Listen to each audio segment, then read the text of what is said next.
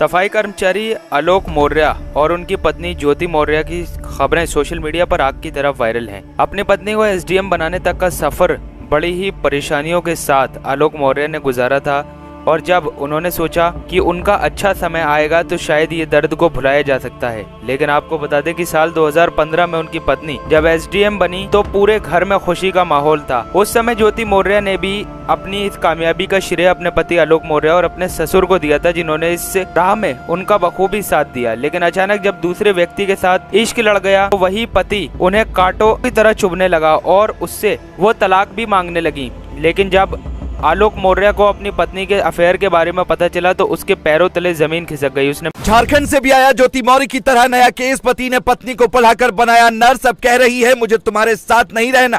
बेटे को लेकर घर से हुई फरार, नए आशिक पर आ गया दिल। ज्योति मौर्य के मामले में भी आया नया मोड़। आलोक ने अब पेश किया असली सबूत।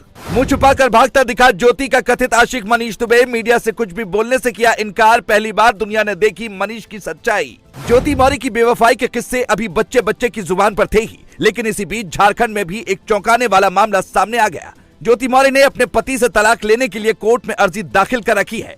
कह रही है कि वो किसी भी कीमत पर आलोक के साथ नहीं रहेंगी, जबकि ज्योति के कथित आशिक मनीष दुबे ने भी तलाक के लिए अर्जी डाल दी है।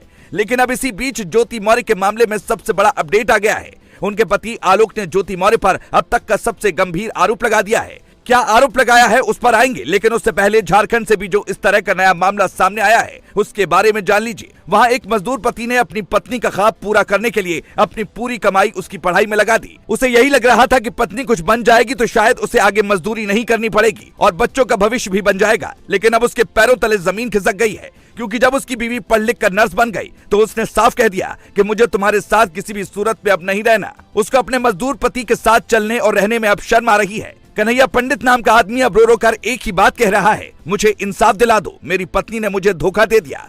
कन्हैया ने इस मामले को लेकर पुलिस में भी शिकायत की है। कन्हैया पंडित साहिबगंज के बांझी बाजार का रहने वाला है। उसने बताया कि साल 2009 में उसकी शादी साहिबगंज के बोरिया की रहने वाली कल्पना से हुई थी। शादी के बाद सब कुछ ठीक था। पत्नी आगे पढ़ना चाहती थी तो उन्होंने पहले इंटर और फिर जमशेदपुर के एक नर्सिंग कॉलेज में एएनएम के कोर्स में एडमिशन करवा दिया। कन्हैया का दावा है कि वो खुद पत्नी के साथ जमशेदपुर स्थित नर्सिंग ट्रेनिंग सेंटर में गया और 2 लाख रुपए नकद फीस का भुगतान किया। कल्पना ने 2 साल वहां एएनएम की ट्रेनिंग ली। इस दौरान कन्हैया को 4 पैसे इकट्ठा करने के लिए गुजरात भी जाना पड़ा, जहां उन्होंने दिन रात एक करके पत्नी को पैसा दिया था कि उसकी पढ़ाई में कोई कमी न रह जाए। कन्हैया की मेहनत रंग लाई और पत्नी नर्स बन गई, लेकिन नौकरी मिलते ही उसके तेवर बदल गए। उसने कह दिया कि अब वो उसके साथ नहीं रहेगी।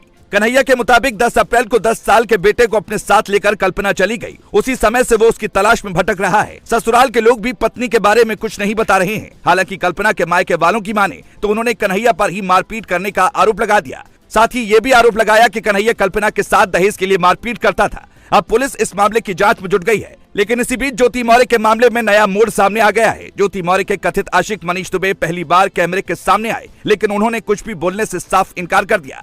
मनीष दुबे ने अपनी पत्नी से तलाक के लिए कोर्ट में अर्जी दाखिल कर रखी है, लेकिन उन्हें अब तक तलाक नहीं मिला। वहीं अब आलोक ने अपनी पत्नी पर फर्जी डिग्री के जरिए फर्जीवाड़ा करने का आरोप लगा दिया। उनका आरोप है कि जब उनकी पत्नी अध्यापिका थी तो उन्होंने फर्जी दस्तावेज बनाकर नौकरी हासिल की।